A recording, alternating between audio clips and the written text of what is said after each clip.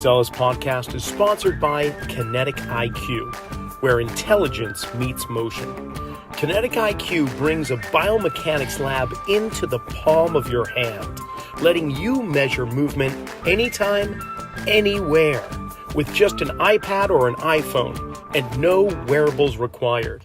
I've been using Kinetic IQ's markerless motion capture in my own practice, and whether you're screening athletes, analyzing posture and gait mechanics, optimizing performance, or guiding return to play, it helps practitioners like us save time, capture more objective data, and make instant actionable decisions. So to learn more about how Kinetic IQ is shaping the future of intelligent movement, visit them at kineticiq.com. That's KINETIKIQ.com. You know, I can't tell you how thrilled I am to have Metabolic Elite be one of the sponsors of the Zelos Podcast. You know what makes Metabolic Elite different is their commitment to real results. I've seen a lot of supplements and performance enhancement things over the years, but they pair clinical experience with innovation, like Lipitab, their proprietary solid-state liposomal delivery system. It's a chewable format which enhances absorption like nutrients like BPC 157 and synapses. They're delivered more efficiently in the body, supporting recovery, focus, cognitive health. Their formulas go beyond the basics, solving performance health challenges at the system level. Every product is tested for quality, it's backed by research, and trusted by athletes and clinicians alike. So learn more at metabolicelite.co. And you can get 10% off all of Metabolic Elite products by entering the coupon code ZELOS, ZELOS. Hey, thanks for tuning into the Zelos Podcast. I'm your host, Rocky Snyder, and this week, Scott Armistead is in the house with me. He is the head of sports medicine for Real Salt Lake. Now that the World Cup is gone, the MLS teams are catching up on their schedule, and he's fast at it, so very appreciative of taking a little time out and spending some time with me. Before we get underway, check out my website, rockysnyder.com, for weekly blogs, podcast archives, continuing education courses like Exploring Foot Wedges, a 3-hour online course diving into foot mechanics. You could also, if you like that, go into Open and Closed Chain Foot Mobilization, hour-long course. Then I've got Posture-Based Soft Tissue Mobilization, and coming out at the end of this month, ACL Resiliency. Speaking of the end of the month, this week I'm heading to Providence, Rhode Island. I'll be at the Perform Better 3-day Functional Training Summit. I won't be necessarily presenting this time. It was Chicago and Long Beach, but now I just get to sit in the stands and listen to a whole bunch of amazing presenters and network with all the people in attendance. So hopefully you can join me there. Just go to performbetter.com, click the subscribe button, and enjoy the conversation. Scott, first off, thanks for taking time out of middle of the season with the MLS to sit down and chat. Really appreciate you coming on the Zelos Podcast. No problem. Thanks for having me. It's fun to do these things and fun just to talk shop with other industry professionals and just kind of have a good time. I love it. Yeah, and that's why I do it. I get to learn so much from you guys. So it's just a open invitation to learn for me, and I appreciate that. If it could be mutual, then all the better. But how about this? Give us a little understanding about your career path. Maybe I imagine you played football, or American we call soccer, of course. How did you get your start, and how did you land as the head of medical for Real Salt Lake? Yeah, I think my career path started out very similar to probably almost every other athletic trainer in the world, where I played soccer, football growing up. I'm originally from New Zealand, so I spent the first 18 years of my life back down in New Zealand. I had a pretty cool opportunity to play at a high level in New Zealand. I managed to get to a U17 World Cup in 2011. Wow. We were over in Mexico as 16-year-olds playing against the Czech Republic. We played against, I think, Uzbekistan and actually the USA U17 team. So that was a really cool experience for me there. And throughout that process, I got injured. I ripped my medial meniscus on my knee apart about 3 months before the World Cup. So I went through this whole kind of life cycle of an injury where I got sat down in a doctor's office and got told, hey, your World Cup is going to be over. You need surgery, and hit this absolute rock bottom. And then went to go speak to the surgeon, who asked me, hey, do you want to try and push this? I think it's already torn. There's no need to have surgery right now. If you want to try, then I'm absolutely okay with you trying. So for 3 months leading up to this major event in my young life, I was very close friends with the physio, getting to see him every single day and just trying to push myself to a point that I could even be in contention for this. So That's wonderful. yeah, it was a like I said, it was a bit of a roller coaster for a long period of time, but we managed to, I would say, successfully go through that whole process. I was selected for the team that went over there, and I got to experience it, which was phenomenal. Wow. Okay. So curious, the medial meniscus, which leg was it? It was my right leg, so my kicking leg. And contact or non-contact? It was Questionable. non-contact. It was Non-contact. definitely non-contact. I was playing on a wet Saturday afternoon in New Zealand, and there was a ball that was going out of the kind of boundary of the field. So I thought, as a young, not so intelligent human being, I'm going to slide and I'm going to stop it from going, out into the car park. As I was sliding, I realized that there was a steel pole that I was sliding directly towards. So I planted my foot into the ground and had this massive hyperflexion moment. Came up Oh, over the top of my knee, and as I did that, I just was in immediate pain. So okay. that was, at the time, I was playing for the second team, the reserves for the club that I was playing for. I was sitting on the bench for the first team game immediately after that with an ice pack on my knee, and a knee probably 3 times the size that it was supposed to be. It blew up pretty well. And yet, through all that, 12 weeks later, or what? How many weeks later, you're in Mexico Yeah, at the U17 World Cup? yeah. It was, like I said, the whole process went very quickly, and it was, as a young kid, it was a scary thing to go through. You've got this event that was at the time the culmination of everything that you've done and worked towards, Yeah. and you get told on a Friday afternoon, hey, this needs surgery. You have to sit down. And then you walk next door to the surgeon, who just happened to be in, and said, yeah, I can take a look at him. And the surgeon says, actually, you've got training on Monday. Why don't you tell me what you can do on Monday? And from there, we'll figure out a game plan. Love it. It's great not to have scalpel happy doctors, Yeah, but yeah, yeah, understanding the patient and where they are in life is really quite powerful. Okay. yeah. So from that was in around the summer of 2011. So I came back after the World Cup, obviously had surgery 1 or 2 days later, finished my high school in New Zealand. The schooling years are a little bit different. We finish in about November.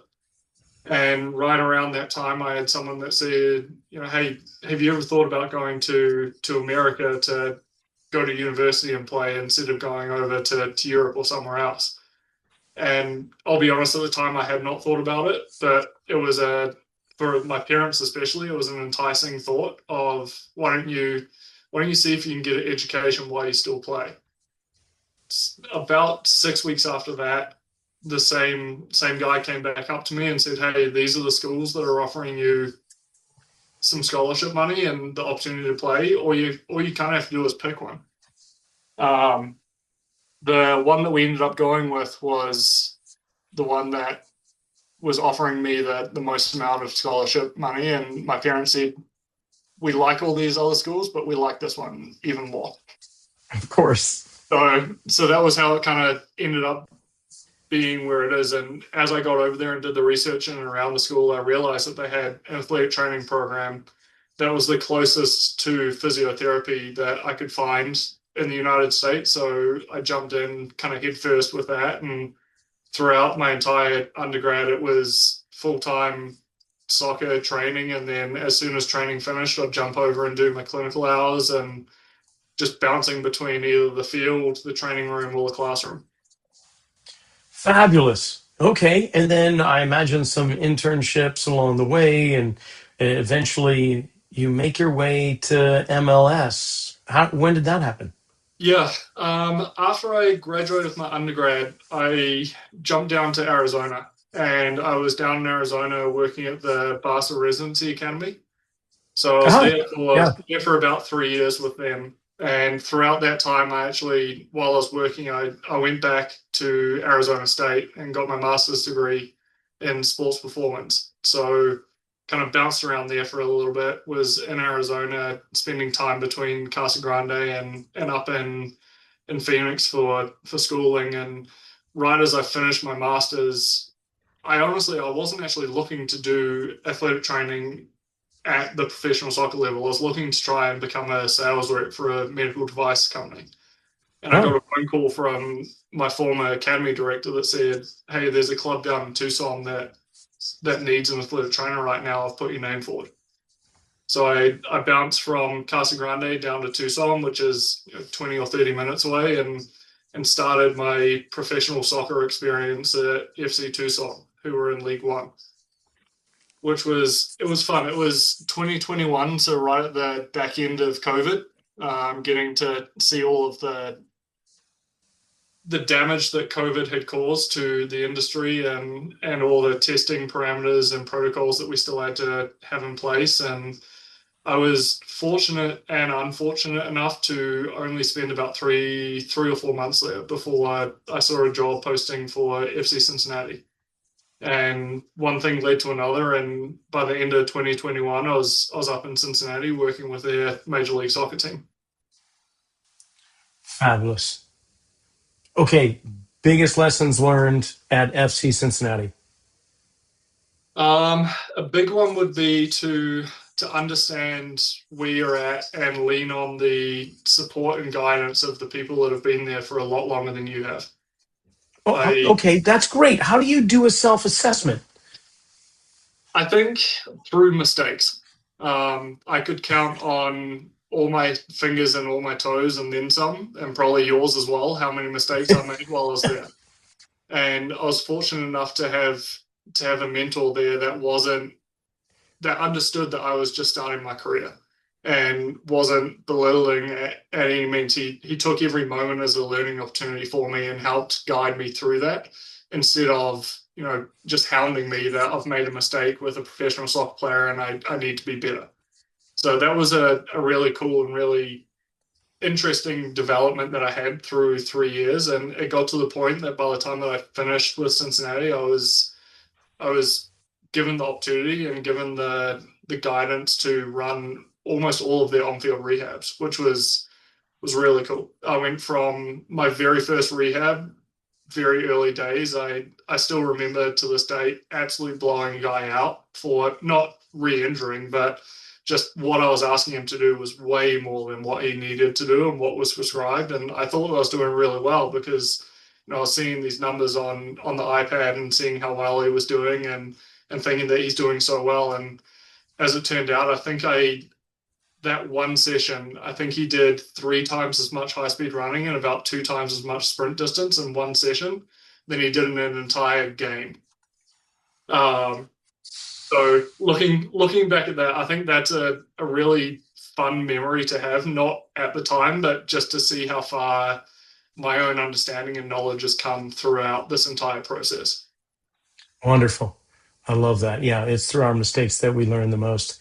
We gain more of that from our successes in any moment. So, if there was, say, an upcoming athletic trainer that has joined into your program, whether it's right now in Real Salt Lake, what would be the 2 or 3 of those big lessons that you might share, like, or with the listening audience, like right now? That being one of them. Just watch out about volume. Don't overdose. Is what I'm getting. Is actually know the minimal effective dosage, so to Yeah. speak. But What other big ones did you learn there? Because I'm loving this conversation right now. I think another one, and it kind of leans to that, is, and I spoke to it, lean on other people, collaborate with the other group that you're working with, and share your ideas and thoughts and considerations, and get what they think about the situation as well. Everybody is in this industry for a reason. Everyone is in specifically the area that we work in. If you get to professional soccer or any professional level, whether it be at the high school or college or wherever you are, you're there for a reason. So is everybody else that's in the room. So utilize their knowledge as well, and don't be afraid to have a conversation with them and say, hey, what do you think about this? I'm looking at this and something doesn't seem right. Can you take a look at it as well, and let me know what you think? Because that's only going to drive progression within not only yourself and the department, but with the player and the person that you're working with who's going through this rehab process. Fantastic. And so, I mean, just to kind of roll the time wheel forward, you spent time as an assistant athletic trainer at FC Cincinnati, and then you made a move out west and you became an athletic trainer with the Seattle Sounders. And how long were you with Seattle? I was there for just over 2 years. Okay. Yeah, so And January of 24 to about March of this year, 2026. great. Okay. Biggest lesson coming out of Seattle? For me personally, it was just being open to see how a different organization does things, and how a different leader leads their department, how what the communication looks like. I went from, while I was in Cincinnati, it was a very, I would say, in terms of the MLS, a very young organization that was still finding its feet. And then I jumped over to Seattle, who we celebrated our 50th year as a club while I was there. I had a boss there, and Chris Cornish, who had been there for 16 or 17 years, working with a head coach that had been there for a significant portion of time as a head coach as well. So seeing how the relationship dynamics work between a younger club with at the time a decent amount of turnover, they were still trying to find their feet with the head coach, and the medical department had a number of different heads or leaders that are working through it, to jumping to Seattle, where you've got a very established club with a lot of history, and one that has people that have been there for a number of years and worked with each other for a number of years. And there was one day that I asked Chris, my boss, how did you manage that conversation with Brian, the head coach? And he kind of laughed a little bit, and he said, because I've worked with him for so long, I didn't actually need to say anything to him. He already understood what I was thinking.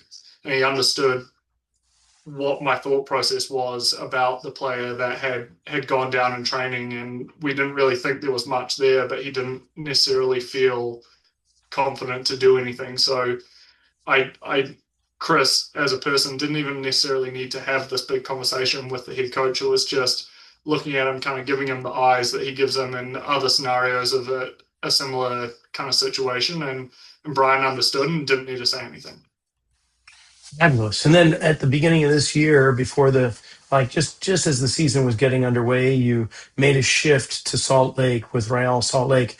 I guess this is going to sound like an interview question, like as if you're applying for a job, and I don't really mean it like that. But what are the strengths or the superpowers that you bring to Real Salt Lake after all this experience in Arizona, growing up in New Zealand, and FC Cincinnati, and then Seattle? You land yourself in Real Salt Lake as head of sports medicine. What is it that you're bringing to that culture? Good question. I think if we look at where my education is set versus what my actual job duties have been throughout my entire career, I received a bachelor's in athletic training and medicine, and then I've almost taken this educational shift over to the performance side of this continuum, this world. And my master's was in sports performance, I'm currently pursuing a PhD in sports science. So being able to really connect the bridges between all of these different silos that can happen at times and connect everyone together into one unified group of human beings that are operating and collaborating together at the highest level, I think that is a strength. And being able to do that through, like I said, my time in Cincinnati, where I was using the medicine that I've learned in my undergrad with the performance side that I learned in my master's and translating that onto the field. When I went to Seattle, I was able to take a step back from the rehab side of things and really dial back into the clinical side of sports medicine and kind of relight or reignite that side of where my understanding was a strength in itself. So being able to kind of touch on a lot of different things and become almost this generalized human being that can have conversations in and around many different rooms and understand where people are coming from or what their point of view is from their education as well, and having a similar background in some of those education pieces has been really valuable. I imagine you can speak quite a few different languages based on your background. That's fantastic. And marrying the rehab end of the spectrum with performance is pretty spectacular because, I was having a conversation with a friend of mine who's a legendary strength conditioning coach in the NCAA. And she said something that really landed home with me, is that there's no such thing as just strength conditioning. We are rehabbing everyone. If you think about it, that every athlete has a history of injuries that have adjusted their preferred movement patterns. They've gotten around their restrictions. They've found new compensatory actions. And the job of the performance coach is to get the best performance out of the athlete as possible, which means you have to be addressing the previous issues. So there's no graduation, there's no ending of rehab. In fact, it is all blended together. I guess, would you agree with that?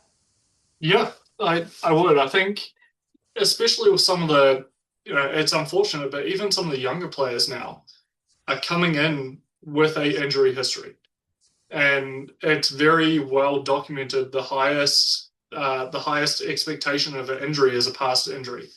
The greatest likelihood that you have for a future injury is a prior injury. So you have players that have these extensive injury histories, and you're not necessarily, no one's in the clear with as chaotic as the sport is.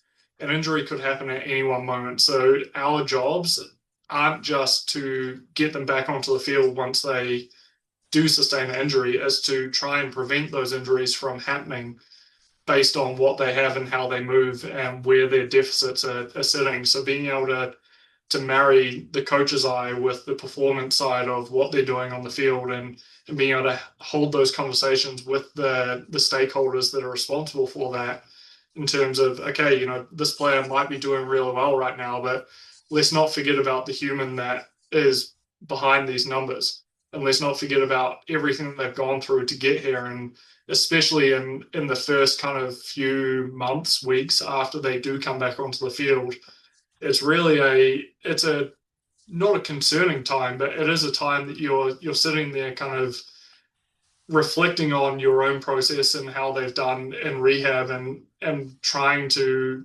almost rationalize that, yes, they are ready. They are ready for this. I've prepared them well for this. But understanding that, they've just come back from an injury, there's a high propensity for a future injury here. We need to take that into account. Absolutely. And historically, I think that we have tried to establish baselines from a community standpoint, from a group demographic standpoint. We've had to determine, okay, when are they ready to return to play? When are they ready to return to performance, and so on? And it's almost like we have values set up for either the position or the sport, and the athlete, rather than in being more individualized. I hope you can follow me on this. Like, everyone has unique ways of movement, very individualized histories of injuries, and yet we're still using general baselines in some accounts to try to establish progressions along this spectrum. So, how do you break away from that to assess individual players? I'm sure there's going to be some objective and subjective measurements that you do, but are you following my question? Yeah, yeah, and I think you brought up a good point, and you can kind of attack it. For me personally, you can attack it twofold. One, I am a big fan of literature, reading literature, using evidence-based practice moving forward. I think the one that I'm going to go to here, and I really like this article, is one of Brian Heiderschein's, and he establishes this big hamstring injury study that they've tracked all of these athletes over a period of time. And there's one specific graph in it that I've used a number of times where it has the injuries that have happened, and he's outlined kind of the standard of 2.5 newtons per kilo body weight. And then he's also established the 10% asymmetry. Most of the injuries that have occurred over the course of this research happened outside of those two extremes. So they happened when the athlete was stronger than 2.5 newtons per kilo, and their asymmetries were inside of 10%. So for us to say, how was that established? How was force production? Was it isokinetic? Was it like a yeah? Was it just a leg curl? Was it Nordic curl? Was it static tension? How was it established? I believe it was the Nordic. Okay. Yeah, which is, if we're talking back to the industry standards, and it's what most teams and most clubs and most organizations use as their prehab or their determinant of what a strong hamstring would be. And I think that's another very kind of long-winded conversation that we can have in and around when injuries actually happen versus what the Nordic hamstring is really testing. But I'm glad you brought that up, but we don't have to dive too deep into that. But that's a good point that people should consider. So going back to the question, that would be taking into account one of the things is using the literature to show, whether it be the athlete or the group or the stakeholders that are involved, that just because this player has a 12% resting asymmetry and is not quite as strong, or maybe he's stronger than we thought he is, that doesn't predispose him to the injury. His history predisposes him to the injury. And then from there, then using as much objectivity as we can in terms of all of our testing metrics, whether it be strength, our range of motion, the mobility metrics that we can try and generate, looking at how they move through video analysis, as well as trying to objectify their subjective as well. I think we have a tendency to ask people and ask players as they're coming in, how do you feel? And they'll say, yeah, I feel good. Well, okay, can we take that and try and objectify it a little bit? And we do it with wellness. We do it with other means of, all right, you're going to say you feel pretty good right now. Give me a number from 0 to 10. And from that, we can then take that every day and see some a normal curve of where your wellness is, or where your soreness is, or how you slept last night. And then be able to then go back into going down into statistics, analyze that, figure out where Z scores are for each of those different things, and run from there to identify when they're outside of, whether it be better than or worse than what their norm is from a subjective standpoint. And we can do that. We can do that for really any test. If we're looking at a tendinopathy that we're trying to track how they feel doing, let's take Achilles tendinopathy, how they feel doing a drop land. And they say, I didn't feel that at all. Great. 0. The next day, I kind of felt that. Okay, well, where did you feel it? 1, and how much did you feel it out of 10? I felt it out of 2. Well, now we can all of a sudden start creating this database of when they're doing the exact same exercise, they're giving us a objective answer to how it felt. And then if they are starting to see an uptick in how it's feeling and they're starting to feel a little bit worse than what it was before, we can then take that information, review what they're doing out on the field or in the gym, and be able to pull all of this information into one centralized location to say, where is this kind of downstream effect starting to happen? We're just going to take a quick pause from this conversation to acknowledge our sponsors, and then we'll be right back. The Zelos Podcast is sponsored by Kinetic IQ, where intelligence meets motion. Kinetic IQ brings a biomechanics lab into the palm of your hand, letting you measure movement anytime, anywhere with just an iPad or iPhone. No wearables required. I've been using Kinetic IQ in my own practice, and whether you're screening athletes, optimizing performance, or guiding return to play, it helps practitioners like us save time, capture more objective data, and make instant actionable decisions. So to learn more about how Kinetic IQ is shaping the future of intelligent movement, visit kinetikiq.com. That's KINETIKIQ.com.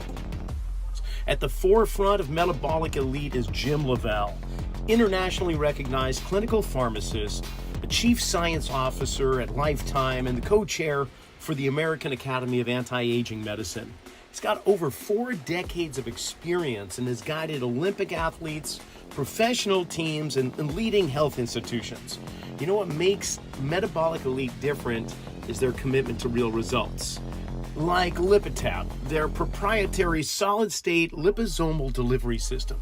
It's a chewable format which enhances absorption like nutrients like BPC 157 and synapses.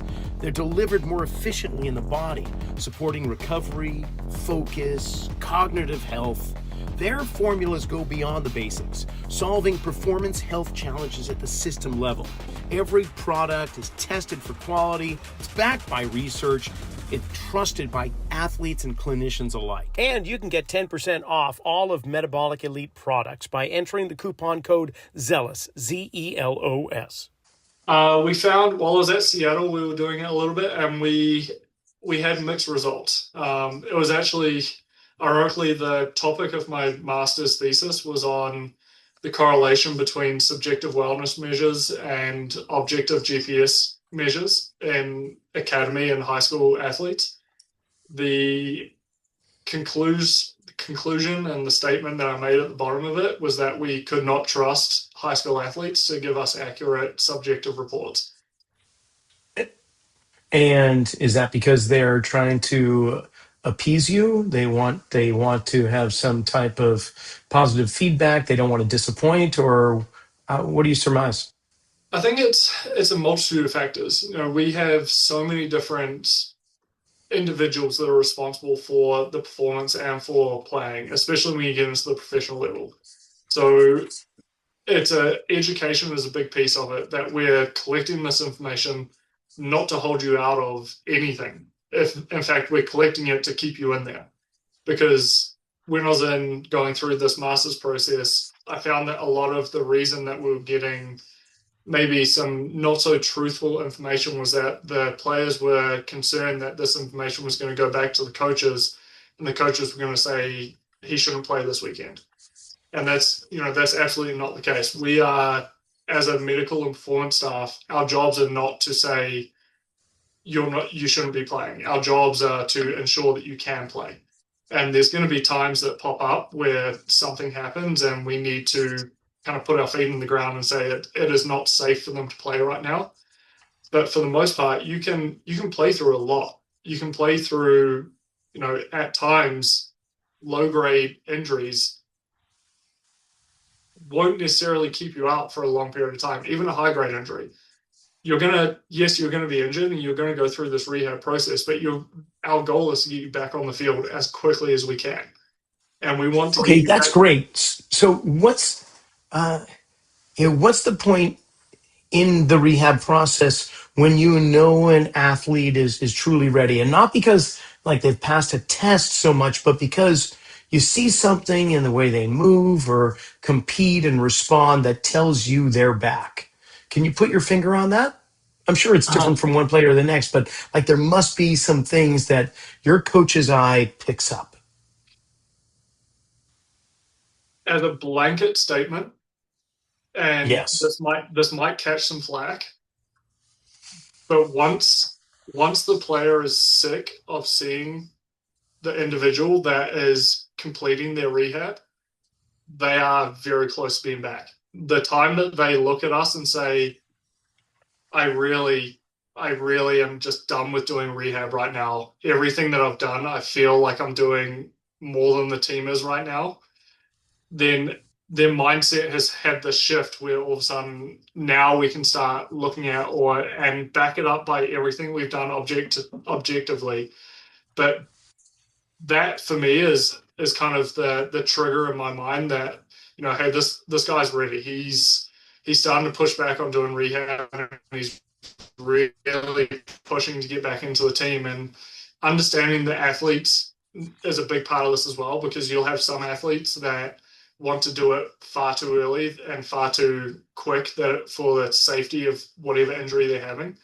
But for a generalized injury, once they start kind of getting quote unquote sick of rehab, that's a pretty good trigger for us to say, all right, like they're starting to push now. They feel pretty good. And then when they're moving out onto the field, just as they look like they're moving freely, they don't look like they're holding back doing anything, whether it be a hamstring injury and we see them running. And all of a sudden they start to get their normal gait and their normal cadence, their runs. The push off is the same as what the other side is or what we've known it to be before, or quads and groins, and they change the directions, don't necessarily look like they're being guarded so much, and they're doing it, they're moving like an athlete more than they're moving like someone that doesn't want to hurt themselves again. Wow, great answer. It was not what I was anticipating, which makes it even better. So that's great. That is fabulous. Okay, so looking over the course of your career within the university as well as in the MLS and in between, is there anything or something that you believe strongly in your earlier years about rehabilitation, for that matter, conditioning, that you no longer believe today? It's a good question. Might take a second to think about it for Yeah, no problem. something that I believed very early that I no longer believe today. Yeah, for me in my early years, I just thought strength training cures everything.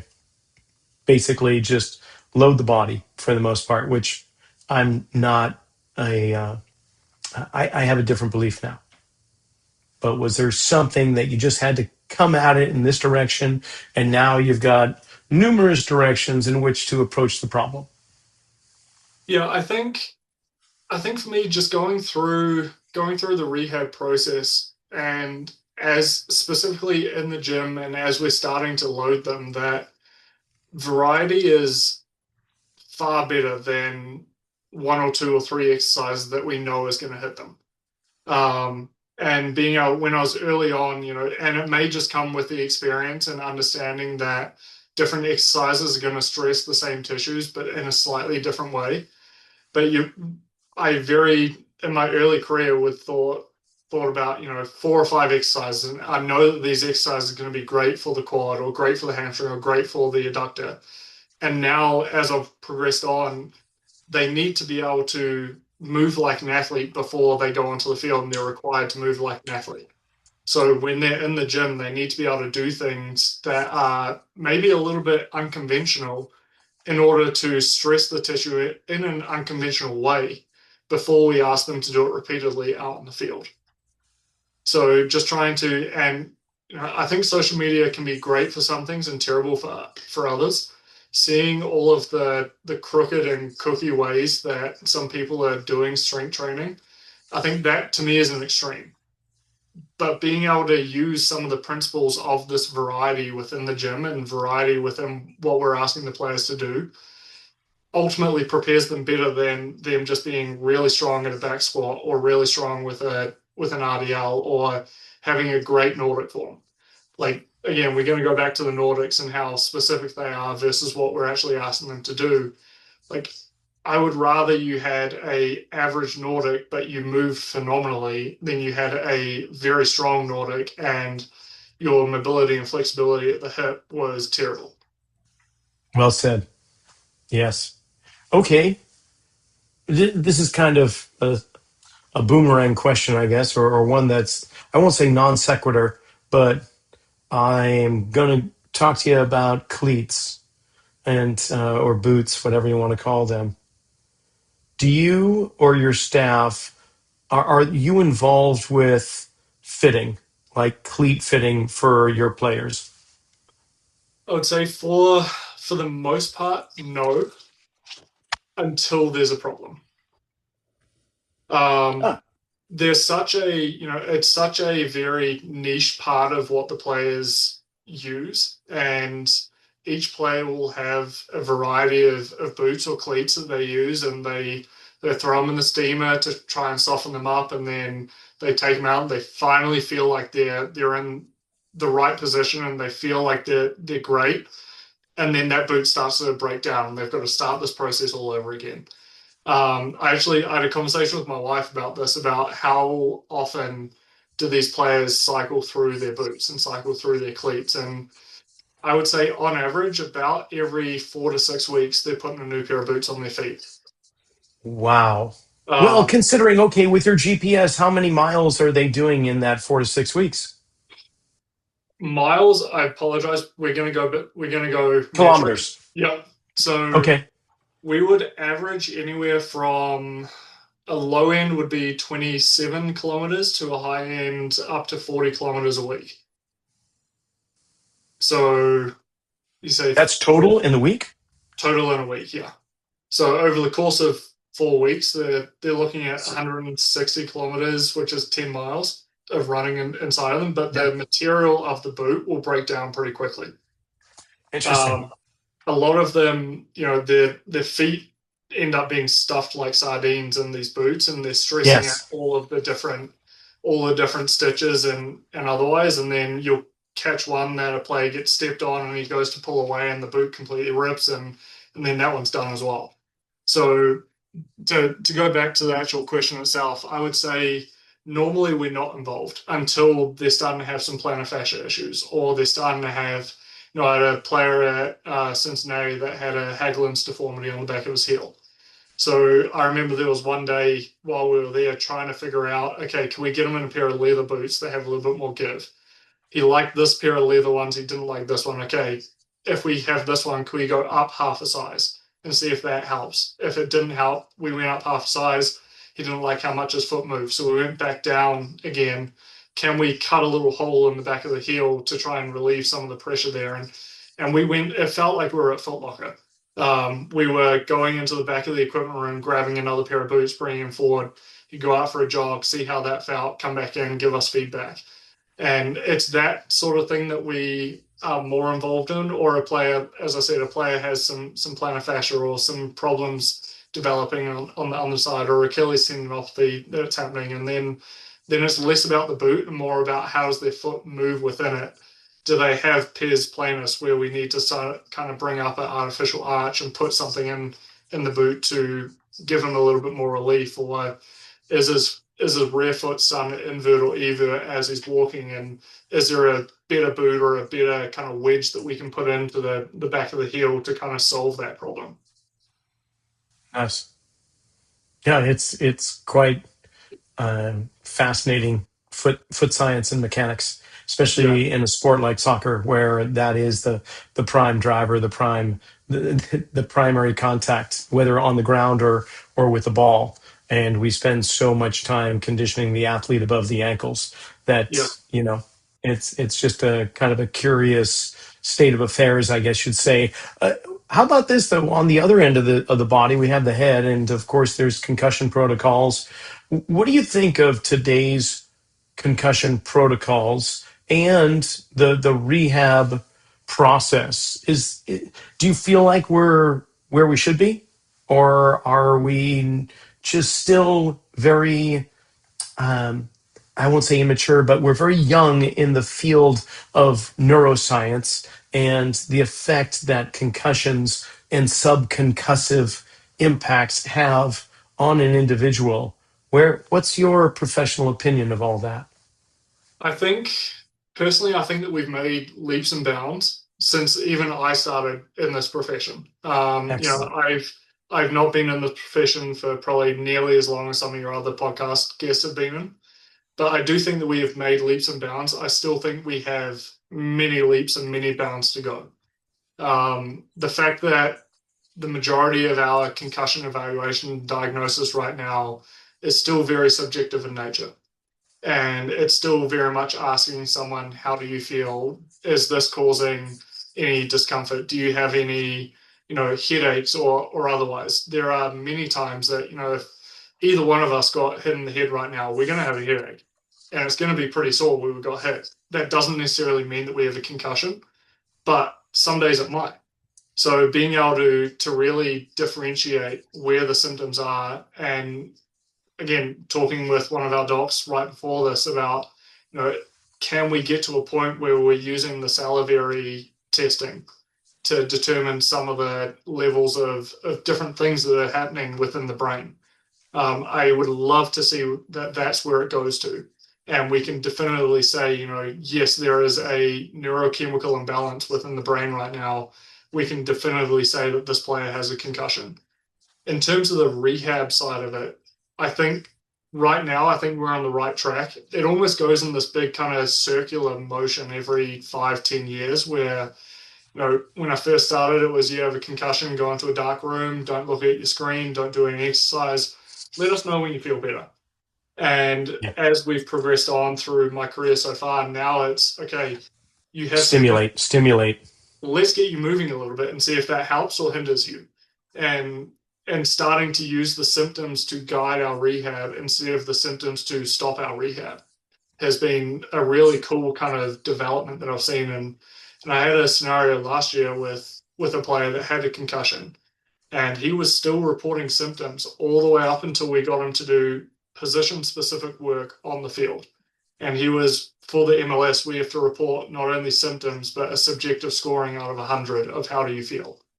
And we had these couple of nagging symptoms right the way up until he went back onto the field and was doing things that were natural for him. And as soon as after the first day of doing that, it was like a light switch, and his symptom went away. He felt 100% again, and he just flew through the rest of his rehab. Don't you want to know the process behind that? Yeah, Right? Like your entire circuit board, the motherboard has been damaged and it controls every aspect of the being. And there's so many things that we don't even know are affected. I like your idea of the salivary tests because then you're getting objective measurements more so than subjective. Oh man, that's really good. I'm really glad I asked that question. Okay, Scott, how about this? We've got a few more minutes here, and I appreciate your time. I want to throw some rapid fire questions at you, 10 of them, and you just give me either one word or one sentence replies. You feeling up for it? yeah, let's do it. Okay. Data or clinical intuition? Which one? Both.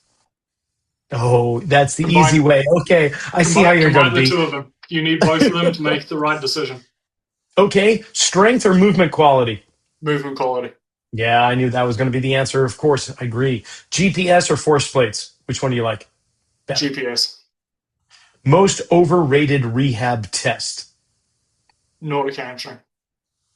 Oh man, I wish we had dove in on that for the majority of this conversation. That's all. I'm gonna have you back, or when I hit the stop record button, we're gonna have a long conversation after that. How about Sure. this? Most underrated performance quality. Coach's eye. Ooh, okay. Return to play or return to performance. Return to performance. Has to be. Linear sprinting or change of direction. Can I go curvilinear sprinting? Ooh, I like that. Big words for this guy that just lifts weights all day long. I like learning those. Uh, sleep or recovery technology. Sleep. Pure 100%. and simple. Beautiful. One thing young clinicians overcomplicate. That one stumped me. Ooh, I want to okay. I want to say rehab, but I've just said that I want overcomplication in some rehabs. Okay. Well, that could be a positive thing then. That's good. And one word that defines great rehabilitation. A non-injury following it. So Oh, nice. the ability to stay on the field following your rehab process. Yes. Healthy extended career after injury. Love it. Man, Scott, I honestly, hands down, great conversation, really solid, and you know your stuff, man. I don't think I stumped you once with these questions, so I appreciate that. Um, we're entering into, I think we just reached, we're past the midway point, right? I mean, I know World Cup gave a pause, but in terms of number of games, how many matches do you still have? Like 30 or so, somewhere around there? So yeah, honestly, I have no idea. We Probably are between 20 and 30. That's okay. at at the moment we're in this block of congestion. I think we're playing 11 times in 40 days. Um, Ooh, so right now it's very much. I know that we played last night. I know that we play again on Saturday. I know that we have another game next Wednesday and next Saturday. It's definitely kind of head down, just get through this set of games, and then we'll see what the rest of the season holds. yeah. That's Go ahead. that's one of the World Cup was phenomenal for I think soccer and the exposure to it and being able to see all these super high quality games happen right in our backyard. The one detriment to it is that we had a 6 week pause right in the middle of our season, and we now have to make those games up. Yeah, We're in the middle of Leagues Cup, which is another opportunity for congestion for all of our teams and the teams in the MLS. So you've got this kind of organic Leagues Cup congestion tied in with this inorganic. We had a big 6 week break congestion, and where I think every team in the league right now is just sitting down, driving through the end of the season. right on. One question that I still want to ask, even though we're up against clock here, is that Seattle players at sea level, Utah players at 6,000 feet. I forget what the elevation of Salt Lake is. We're about What do you 4,000. notice? 4,000? Okay. Any specific, like anything that's popping up for you in regards to things you notice between those groups in terms of play, exhaustion, oxygenation, whatever?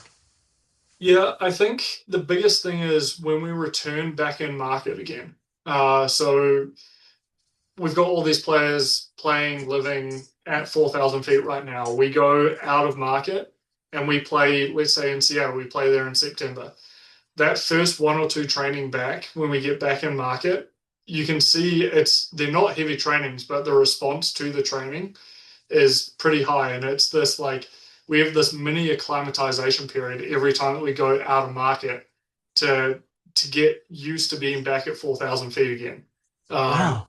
and it's helpful going to these places and train high, live low. We train high and then we go down to sea level and we play down there. But then every week we come back in and then we're pushing the clock a little bit, especially when we only have 2 or 3 days in between games to get them turned back around again and used to getting back up to altitude. Right on. Well, I got to check your game schedule for the remainder of the season and see if you're coming out to San Jose to play my Quakes, and if so, we'll try and connect because I'd love to meet you in person. This has been a phenomenal podcast. I can't thank you enough for coming on. If I know we connected through LinkedIn, so I'll have that link in the description below. But do you do any social media posts, either educational or just game stuff? Yeah, most of my educational work and specifically literature reviews would happen on LinkedIn. And then more recently, I started to post a little bit of just kind of the cool stuff that happens in this industry on Instagram as well. So I've got a personal Instagram that I like to keep personal. And then I've got Okay. a professional Instagram that is, I believe, SA underscore performance physio. Okay. That I need to be better at it. I'm very, very much in its infancy right now, but trying to post some cool stuff in and around what we do and the experiences that we get to have. Fabulous. Well, again, thanks for coming on the podcast, and best of luck with the remainder of the season and a full career ahead of you. Thank you. I appreciate it. And thanks for having me on it. Like I said, I love doing these, and this has been up there as well as one of the cool ones to do. So thanks. And that brings this episode of the Zelos Podcast to a close. I can't say thank you enough to Scott Armistead and Real Salt Lake for allowing this to happen. Remember, you can check out my website, rockysnyder.com, for weekly blogs, podcast archives, including Theron Enns, who used to be with Real Salt Lake. Maybe go back in time and check out my conversation with him. Be sure to check out my online courses like Exploring Foot Wedges, Open and Closed Chain Foot Mobilization, Posture-Based Soft Tissue Mobilization, and soon to come, the ACL Resiliency. Hopefully I'll see you in Providence, Rhode Island this coming week at Perform Better's Training Summit. Just go to performbetter.com. You can still register. Actually, you can get your whole team in there for a very small amount. So we'll see you next week. And one more time, we'll just listen to our valued sponsors. Have a great week. Remember to check out metabolicelite.co.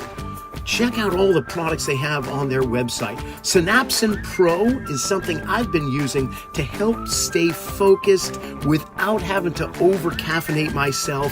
It keeps me in the zone so I can just really hone in on the things I need to achieve without feeling like, man, I gotta reach for an energy drink every 5 minutes. Metabolicelite.co.